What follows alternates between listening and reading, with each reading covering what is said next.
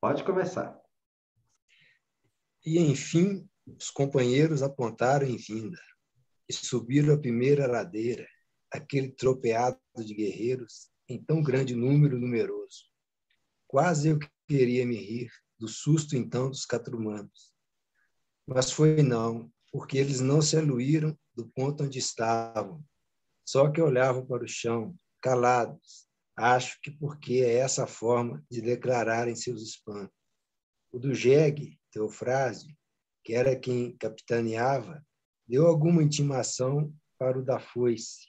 Esse, o dos anjos, se chamava, era o falador, e que foi quem veio adiante saudar Zebebelo e render explicação. O senhor o turge, mestre, a gente viemos no graminhar, o senhor o turge, ossos e queixo, e aquela voz que o homem guardava nos baixos peitos era tu que nem de se responder em ladainha dos santos, encomendação de mortos, responsório. O senhor o turge, mestre. Não temos costume, que estamos resguardando estas estradas, de não vir ninguém daquela banda, povo do Sucruiú, que estão com a doença, que pega em todos. O senhor é grande, chefe, dando sua placença. O senhor é vossa senhoria, peste de bexiga preta. Mas povoado da gente é o povo, que traslada do brejão. O senhor com gente é o povo. O senhor com os seus passaram perto de lá, valor distante meia légua. As mulheres ficaram cuidando. A gente viemos no graminhar, faz 3 dias, cercaram os caminhos. O povo do Sucruiú estão dizendo, nem não estão enterrando mais os defuntos deles. Pode querer vir algum com recado, trazendo a doença, e esta é a razão. Veio um querendo pedir auxílios, relatar bobagem, essas mogúncias e brogúncias. Mas teve de voltar, deveras retornou, não demos passagem. Estão com a maldição, a urros, castigo de Deus Jesus. Povo do Sucruiú, gente dura de ruim. O Senhor o turge, mestre. Convém desmendar deste lado, não passar no Sucruiú, respraz, bexiga da preta. E aquele homem, o dos anjos, tinha largado a foice no chão, botou o pé em riba e abriu os braços, depois ficou de mãos postas. Acho que estava produzindo algum feitiço, com os olhos todos fechados. Ele era magro, magro da vista da gente não se ter. Os outros deles, devagarosamente, tinham vindo chegando também. Zebebelo, seguro que não se rir sem caridade, armou o rosto reverso, aquele semblante serioso, e eles desconfiaram, porque um que era velhusco e estava com o chapéu de palha corrido nas todas as beiras, apareceu com o dinheiro na palma da mão, oferecendo a Zebebelo como em paga por perdoamento. Aqui era um dobrão de prata, antigo do imperador, desse de 960 réis em cunho, mas que na Januária, por ele dão 2.000 réis, ainda com a senhorinhagem de valer até os 10 na capital. Mas Zebebelo, com alta cortesia, rejeitou aquele dado dinheiro. E o catrumano velho não bem entendeu, ele permaneceu um tempo com ele ofertado na mão. Assim, os outros não entrediziam palavras, e só regalados espiavam para Zebebelo e para a moeda. Olhavam como se estivessem prestando conta de suas fortes invejas. O jeito de estremecer deles, às vezes, era de banda, mas aquilo, sendo da natureza constante do corpo e não temor, pois quando pegavam receio, iam ficando era mais escuros e respiravam com roncado rumor, quietos ali, que aqueles homens, eu pensei, que nem massas feras, isto é, que no comum tinham medo pessoal de tudo nesse mundo. Como que o senhor visse os catrumanos rir, o da foice tornou a apanhar a foice, e no jegue ficou segurando o chapéu em respeito. O velho, Meu bobo sumiu o seu dobrão de prata em alguma algibeira. A mais eles todos riram, as tantas grandes bocas, e não tinham quase nenhum dente. Riam sem motivo justo, agora para nos agradar. Côncio, o da foice, criou ânimo, mesmo indagou. O que mal não pergunto, mas de onde será que o senhor está servido de estando vindo, chefe cidadão, com tantos agregados e pertences? Ei, do Brasil, amigo! Zé Bebelo cantou resposta à alta graça. Vim de partir alçada e foro, outra lei em cada esconso, nas toezas desse sertão.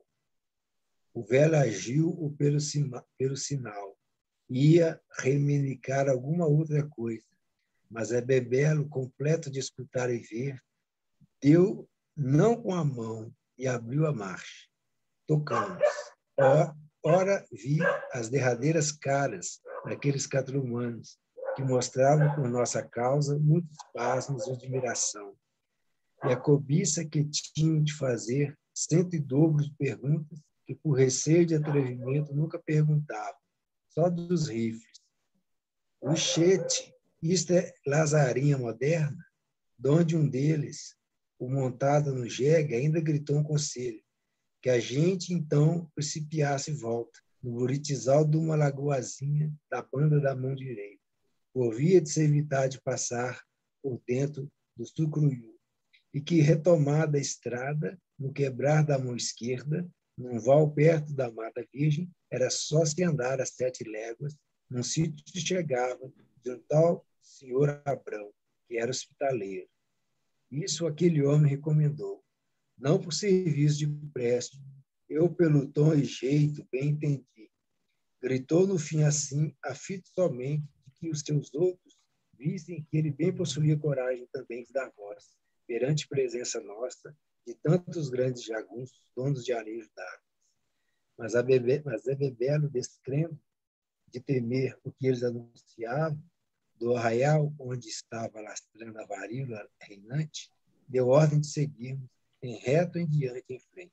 Rir o que se ria, de mesmo com as penúrias e descômodos. A gente carecia de achar os ases naquele povo de sujeitos, que viviam só por paciência de remedar coisas que nem conheciam as criaturas.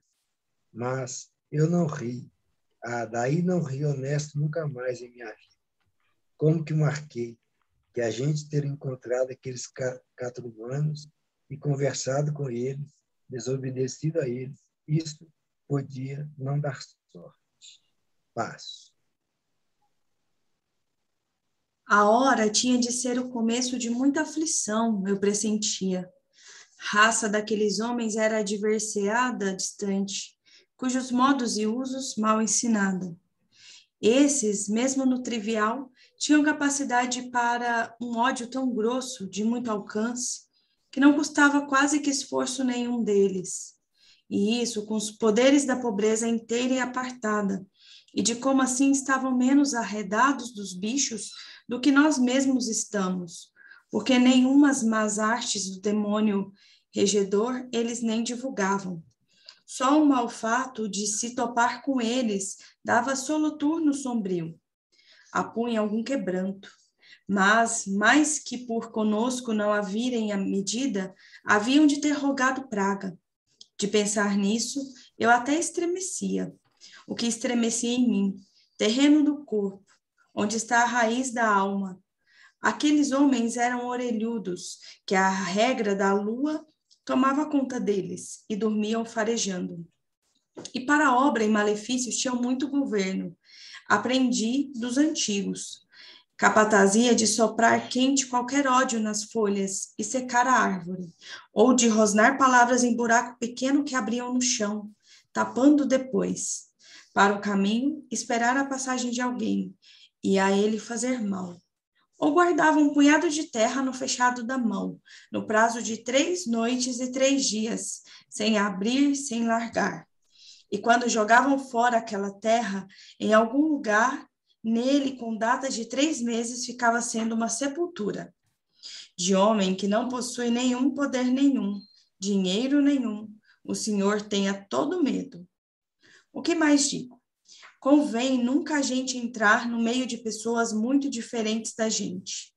Mesmo que maldade própria não tenham, eles estão com vida cerrada no costume de si. O Senhor é de externos. No sutil, o Senhor sofre perigos. Tem muitos recantos de muita pele de gente. Aprendi dos antigos.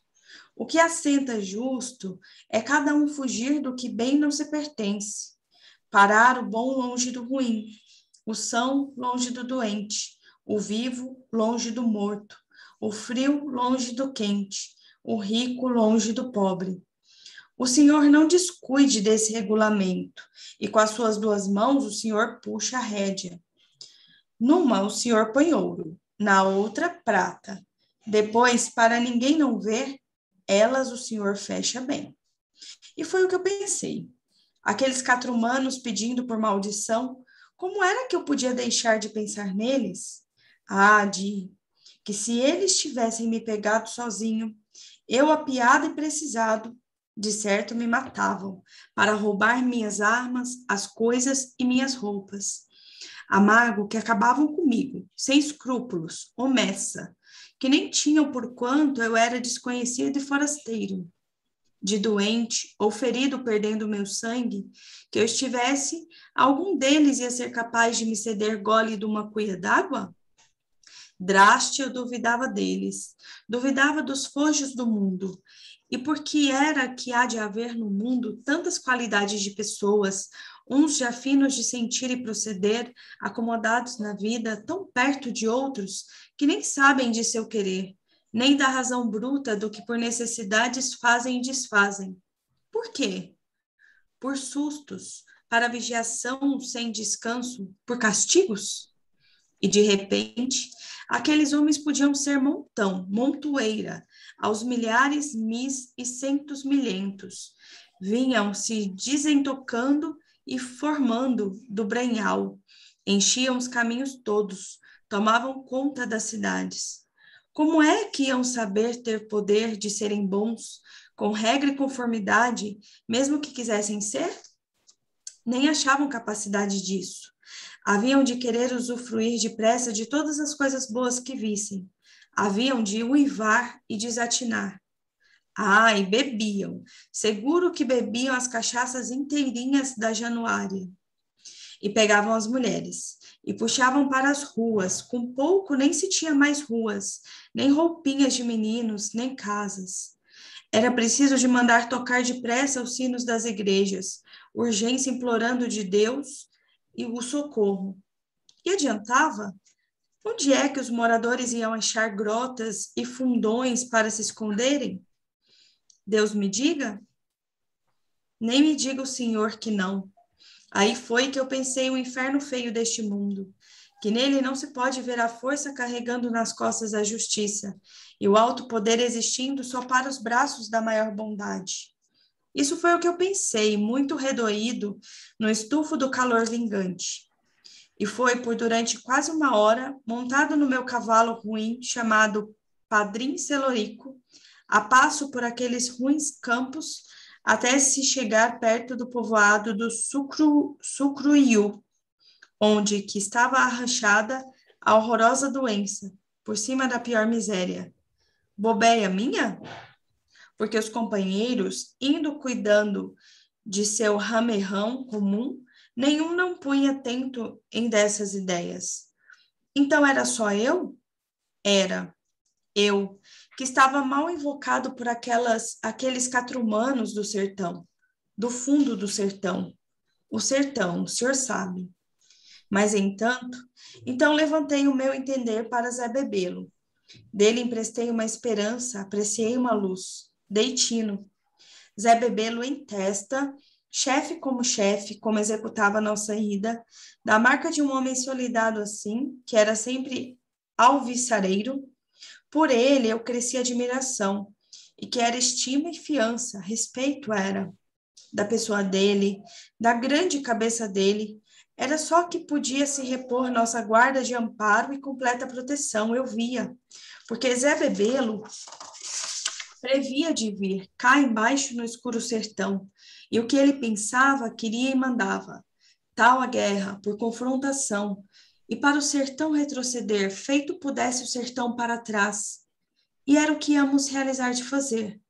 Para mim, ele estava sendo feito canoeiro mestre, com remo na mão, no atravessar o rebelo de um rio cheio. Carece de ter coragem, carece de ter muita coragem. Eu relembrei. Eu tinha.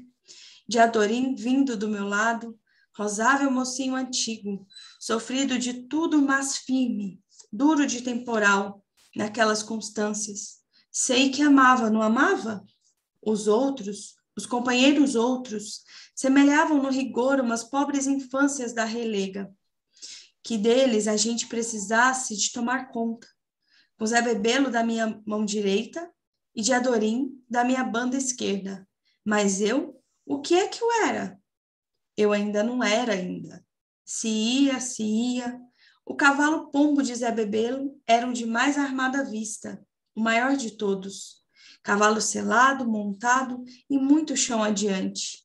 Viajar, mas de outras maneiras, transportar o sim desses horizontes.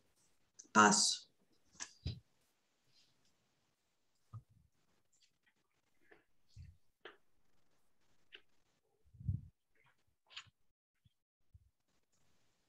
Deste, porém, como já entrávamos no perto do Sucruiú, conforme as léguas que os cascos de nossos cavalos contando, era de ver que voz Zé Bebelo dava, se queria em reto ou atalho.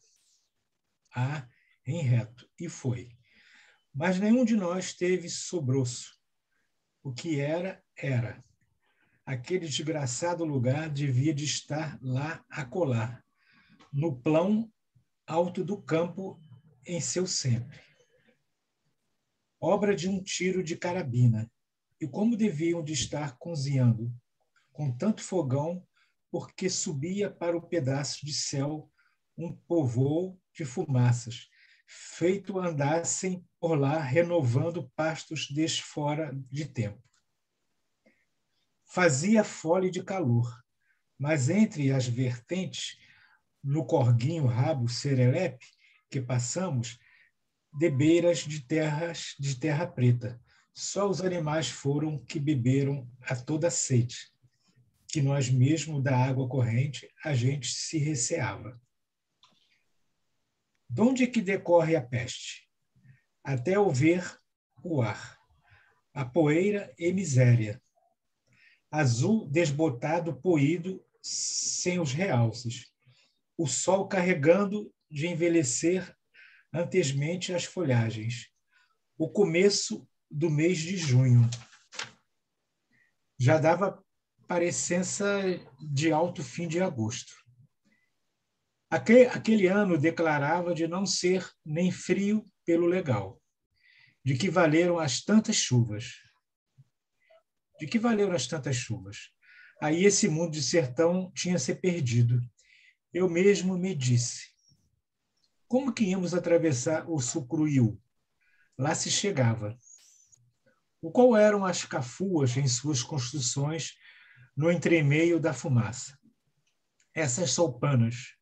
Gente, não se divulgava. E certo que não se tinha medo maior. Antes todos queriam avistar de perto, de passagem, o que aquilo de verdade fosse. Só que se tinha confiança nos Bentinhos e Verônicas. E de repente correu o aviso que Jó e Peixinguento e o Pacamã de Presas sabiam reza para São Sebastião e São Camilo de Lelis, que livram de todo mal vago. Como se ter? Como se aprender também? Tempo não dava. Mas o que vieram dizendo de um em um se virando para trás nos cavalos, que nem se carecia.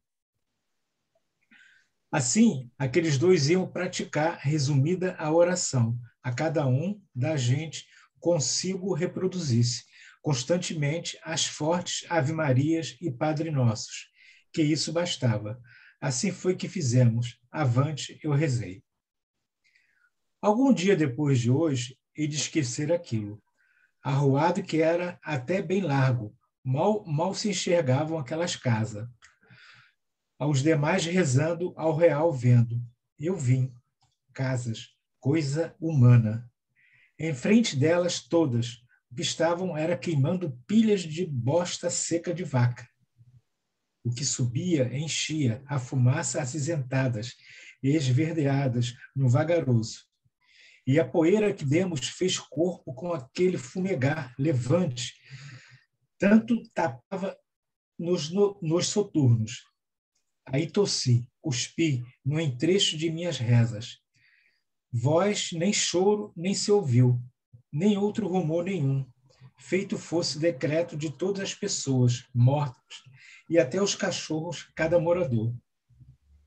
Mas pessoas mor que houvesse por trás da poeira, para lá da fumaça vertolenga, se vislumbravam os vultos e as tristes caras deles, que branqueavam tantas máscaras. Aos homens e mulheres apartados tão estranhos, caladamente seriam o que estavam jogando todo o tempo mais rodelas de bosta seca nas fogueiras. Isso que deviam de ter por todo remédio.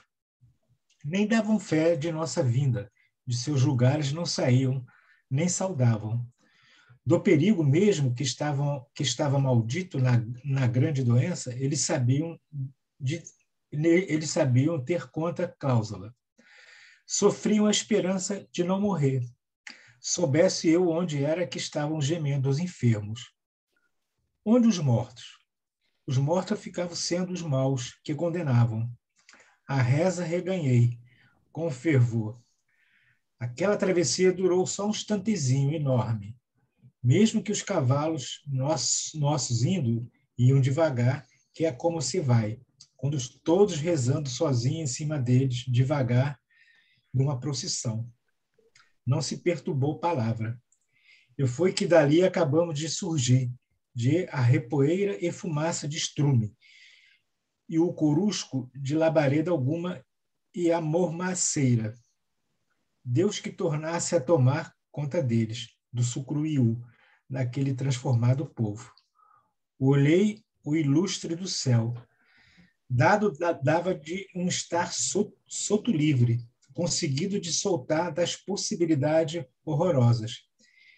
Revi todos, e de Adorim, que era uma cortesia de bondade. Não espiei para trás, não ver de enxergar o fim daquelas casas, no vaporoso pardo azulado, no exaltante. E o que rogava eram coisas de salvação urgente, tão grande. Eu queria poder sair depressa dali, para terras que eu não sei, onde não houvesse sufocação e incerteza, terras que não fossem aqueles campos tristonhos. Eu levava de Adorim, mas, de começo, não vi, não fui sentindo que queria poder levar também Otacília. E aquela moça, Norinhá, filha de Ana do Zusa, e mesmo a velha Ana do Zusa, Zé Bebelo, Alaripe, os companheiros todos. Depois, todas as demais pessoas de meu conhecimento e as que mal tinha visto, além de que agradecida formosura da boa moça Rosa Huarta.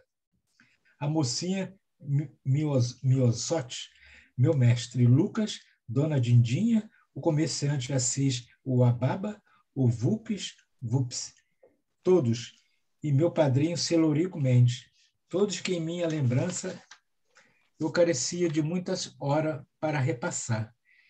Igual levava o povo do Sucruiú e agora o do Pupo. Os catrumanos escuros, e que para os outros lugares levava restantes os cavalos, os bois, os cachorros, os pássaros, os lugares.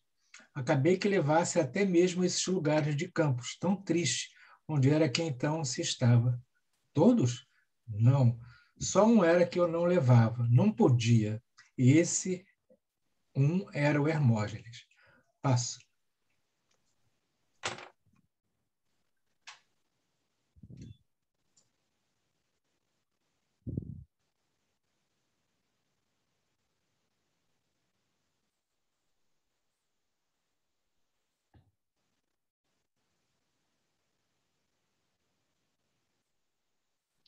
Pego aqui, pode ser? Aí dele me lembrei na hora, e esse Hermógenes eu odiasse.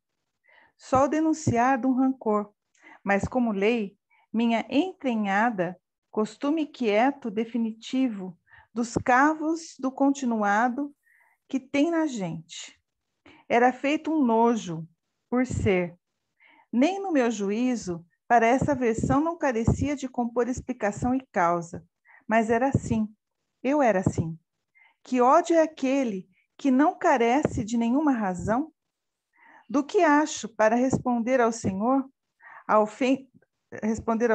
ofensa passada se perdoa, mas como é que a gente pode remitir inimizade ou agravo que ainda é já por vir e nem se sabe? Isso eu pressentia. Juro de ser, eu tivesse medo, o medo da confusão das coisas no mover destes futuros, de tudo é desordem. E enquanto houver no mundo um vivente medroso, um menino tremor, todos perigam, o contagioso. Mas ninguém tem a licença de fazer medo nos outros, ninguém tenha. O maior direito, que é meu, o que quero é sobrequero, é que ninguém tem direito de fazer medo em mim. São os momentos, se sei, senti um cansaço. Adiantamos ligeiro depois que passado o val da mata virgem, e tateávamos pelo encontrável. O sol ia entrando, vi o céu nos roxos, nos vermelhos. Misturamos numa baixada, no capim cacheado, umas lourinhas. Daí, lá se estava, no retiro do Abraão, onde o campo largueia. Era uma boa casa, mas de dentro saíram de repente por suas portas uns homens que fugiam corridos, feito ratos se escapulindo do toucinho de um jacá. Sendo quiser bebê-lo, assim, na dianteira sempre cavalhava. Vente superintendeu que não perseguíssemos aqueles tais, nem neles se atirasse por comprazimento. O que estava era em mão de roubando, se soubesse, como se tinham até sacos para carregar dentro as coisas. Num átimo, eu reluzi quem que eles podiam ser. Só acertei, pois não foi que um deles, errando ao abrir a fuga, demorou e perdeu as facilidades? Então veio no nosso lado, embrafustado, quase debaixo dos cavalos. Era um pretinho. Um rapazola retinto, mal afeiçoado por dizer, um menino, nu da cintura para os queixos. As calças rotas em todas as partes, andavam caindo. Ele apertou perna em perna, arfava chiando, como quem, por todo engano de pressa, tivesse chupado na boca um gole quente de café demais. Bezerro doente, de mal de ano, às vezes faz assim. Cuido porque não perder de todas as calças como vestimenta, ele se ajoelhou. Chato no chão, mas deitado do que ajoelhado. A bênção, pois disse, e a ideia dele rodou ligeira, pois quando se notou, tinha tirado do bojo do saco o que estava lá, que era um pé de alpercata de homem, um candeeirozinho pequeno, desses que vinham da Bahia, numa escumadeira de cozinha, e um arranjado envernizado de couro preto, que nem Baudrier. De tudo jogou fora para uma banda, o longe que pôde, seguinte o que mostrou a gente o saco vazio, e com isso dizendo aquejado, tirei não, nada não, tenho nada. Isso tudo se deu curto que nem o mijado um sapo, e de um modo tal inocente de quem visse risse. E em coisa tão tola declarada assim, a gente até crê razão, porque por ser tão afã do absurdo. De onde é que vocês vieram? De onde? Zé Bebelo indargiu. A gente quer voltar para casa. Sim, é do Sucruiu, senhor. Sim, arte a que aproveitar, ele tornou a atar melhor o resumo de Embira, que cinturava naqueles molambos de calças, e se encolhia e temia, e se ria. Que nome era capaz de ter? Guiringó. Minha graça é essa. Sou filho de Zé Câncio, seu criado, sim, senhor. Tão magro, triste, tão descriado aquele menino, já devia de ter prática de todos os sofrimentos. Olhos dele eram externados, o preto no meio de um enorme branco de mandioca descascada. O couro escuro dele era que tremia, constante, e tremia pelo miúdo, como que receando em si o que não podia ser bom. E quando espiava para a gente, era de beiços, mostrando a língua à grossa, colada no assoalho da boca, mas como se fosse uma língua demasiada demais, que ali dentro não pudesse caber. Um bezerro pesteado, às vezes, se vê assim. Menino muito especial, jagunço, jagunço distraído, vendo um desses do jeito à primeira, era capaz da bondade de desfechar nele um tiro certo, pensando que padecia agonia e que carecesse dessa ajuda por livração. Passo.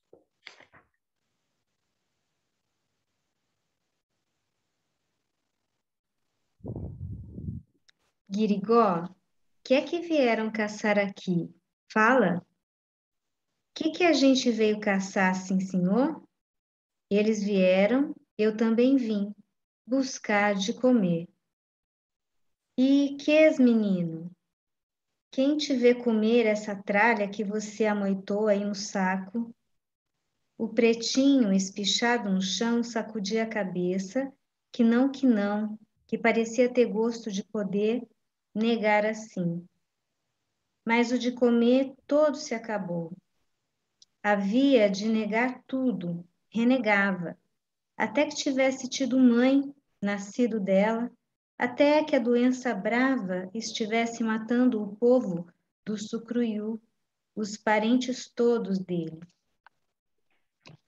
A gente queria que aquele traste de menino sentisse em si e se entristecesse por tantas suas desditas, chorasse uma lágrima, a lagrimazinha só, por um momento que fosse. Ah, ele fizesse logo isso, a gente ficava desconsolado e legítimo no triste, a gente ficava tranquilizados. Qual o menino preto negava. O que ele afirmava no descaramento firme de seu gesto era que nem era ninguém, nem aceitava regra nenhuma devida do mundo, nem estava ali defronte dos cascos dos cavalos da gente. Ah, queria salvar seu corpo, queria escape. Se abraçava com qualquer poeira, demais não queria saber. Que podia, que fosse logo embora.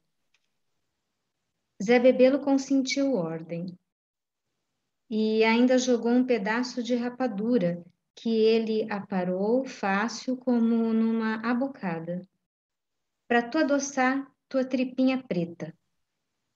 Foi o que Zé Bebelo gritou. E aquele menino, sem fungar, sem olhar para trás, pulou em rumo maneiro e leviano, se sumiu por onde carecia de ir.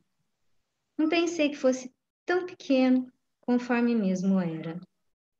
Coitadinho, os dentes dele estavam alumiando de brancos, de adorindis. Hein? Zé Bebelo falou. O que imponho é se educar e socorrer as infâncias desse sertão. Eu ia fazer o sinal da cruz, mas com a mão não cheguei a abolir, porque isso me pareceu falta de caridade, pensando no menino pretinho. E com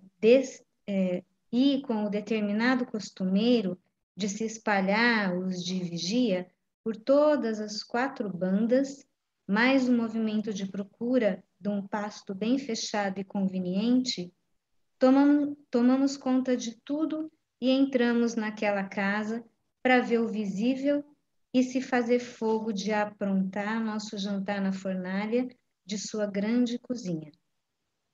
Virgem, digo ao Senhor, o interior dela dava pena. Nunca vi nada tão remexido e roubado. Total o que era de jeito de se carregar, o em arcas e em trouxas, e que no comum de uma casa remediada se acha, faltava.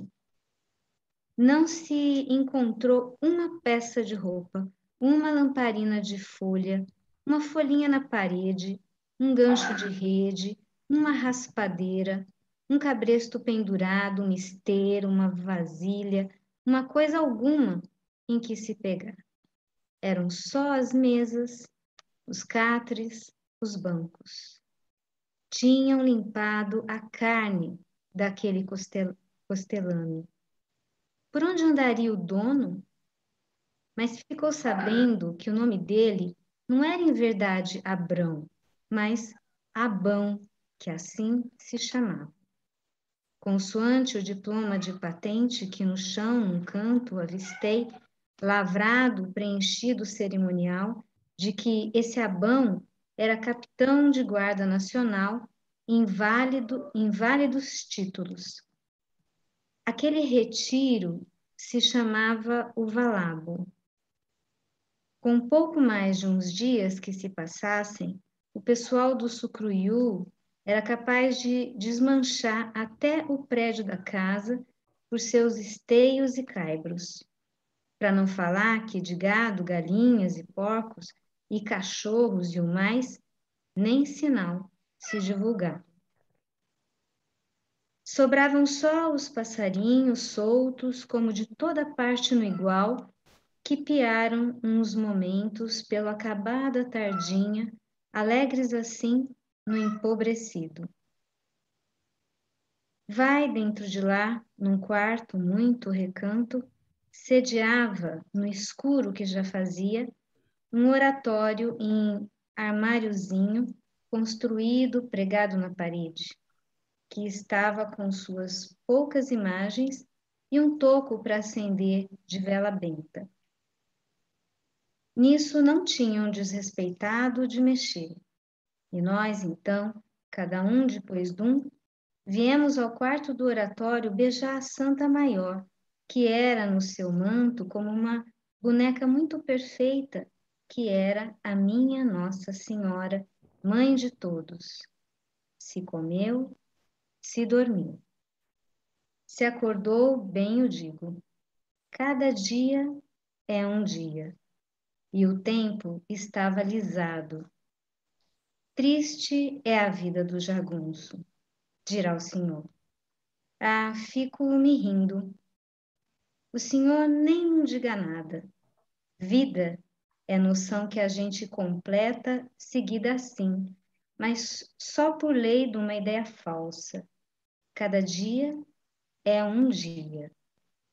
Ora mais, ordens já para antes do vir da aurora se cumprir, da Lisa Bebelo já tinha dado. E foi-se saber. O Suzarte e o Tipote e outros, com o João Vaqueiro, rastreavam redobrados, onde em redor, remedindo o mundo a olho e faro. Tudo eles achavam, tudo sabiam. Em pouquinhas horas, tudo tradiziam. O chão, em lugares, guardava molde marcado dos cascos de muitíssimas reses, calcados para um rumo só, um caminho eito. Aqueles rastros tinham vigorado por cima da derradeira lama da derradeira chuva, e de quantidade e de quanto tinham chovido, eles liam no capim e nos regos de enxurradas, e na altura da cheia já rebaixada, a deixa, beiradas do ribeirão. Pelo comido pastado das reses, também muito se reconhecia, aos passos dos cavaleiros e cachorros. As pessoas da casa tinham viajado para a banda de oestes, mas o gado, escolhendo por si e sem tocada, mas depois de solto por boa regra, pegara a ida espaçada mais virante acima, aonde devia haver, para se lamber, salinas de barreiro. E bastantes outras coisas eles decifravam assim, vendo espiado o que de graça no geral não se vê. Capaz de divulgarem até os usos e costumes das criaturas ausentes, dizer ao Senhor se aquele seu Abão era magro ou gordo, seria forreta ou mão aberta, canalha inteirado ou razoável homem de bem, porque dos centos milhares de assuntos certos que parecem mágica de rastreador, só com o tipote e o suzarte o senhor podia rechear livro. E ainda antes do meio-dia subir,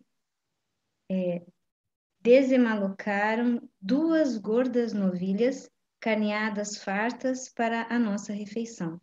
Um bom entendedor num bando faz muita necessidade. Paro aqui, né, gente? Você continuar mais um parágrafo? Ah, tá. Dá pra... Tem mais 2. Dá ainda? Mas esses 2 parágrafos, acho que dá pra gente ler. Tá, vê aí. E aquele lugar, o valado, eu aceitei. O senhor preste atenção. Para ficar uns meus tempos ali ainda me valia. Senti assim meu destino. Dormindo com um pano molhado em cima dos olhos e com a nuca repousada numa folha de faca, de noite o destino da gente às vezes conversa, sussurra, explica, até pede para não atrapalhar o devido, mas ajudar. Crendice? Mas coração não é meio destino? Permanecer ao menos ali eu quis. Mas Zé Bebelo duvidou de ficar. Zé Bebelo, suscitado, determinou que a gente fosse mais para diante. Ele concebia medo. Conheci. Estava. Zé Bebelo pegou a principiar medo. Por quê? Chega um dia se tem. Medo dele era da bexiga, do risco de doença e morte, achando que o povo do Sucruiú podiam ter trazido o mau ar e que mesmo o Sucruiú ainda demeava vizinho justo demais. Tanto ri, mas ri por de dentro e procedi sério, feito um pau do campo. Assim mesmo, errei. Disso não sabia. Mas o cabedal é um só, do misturado viver de todos, que mal vareia e as coisas cumprem norma. Alguém estiver com medo, por exemplo, próximo, o medo dele quer logo passar para o senhor. Mas se o senhor firme aguentar, de não temer, de jeito nenhum, a coragem sua redobra e tresdobra, que até espanta. Pois é bebê-lo que sempre se suprira certo de si, tendo tudo por seguro, agora bambeava. Eu comecei a tremer-luzir em mim. Chega agora, né? Agora sim, ainda faltam 7 para as 8. Então, a gente deixa a nossa palavra. Enfim, eu esqueci agora o que exatamente ele falou. Ah, achei aqui. E que ninguém tem o direito de fazer medo em mim. Maravilhoso isso. Para mim ficou a mandinga. Para mim ficou a forma como ele falou de quantidade aqui. Cento e dobro, centos milhares de assuntos, redobra, três dobra. Então, o jeito que ele falou das quantidades. Pessoal, dessa vez eu vou falar uma linha aqui que eu dei uma gargalhada quando eu li. E eu fico imaginando como o Guimarães observava as coisas, né? Essa frase aqui. Isso tudo se deu curto, que nem o mijar de um sapo. Cara, eu dei uma gargalhada assim, caramba, como é que esse cara conseguiu colocar essa frase aqui, né? Eu ri muito. Será que ele ficou observando? Eu não sei. Eu achei muito engraçado. Vou ficar com as infâncias do sertão, as infâncias desse sertão. E eu vou ficar com o inferno feio desse mundo.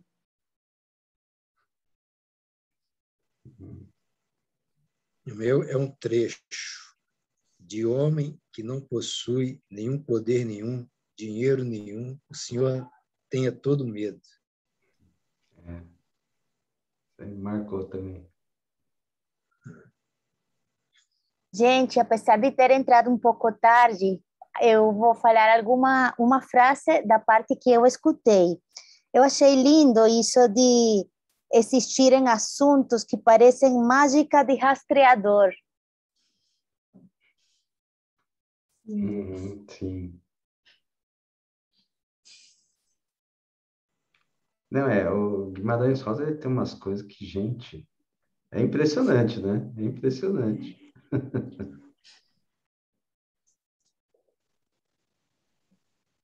Você olha assim e fala, quando crescer, quero ser assim, né?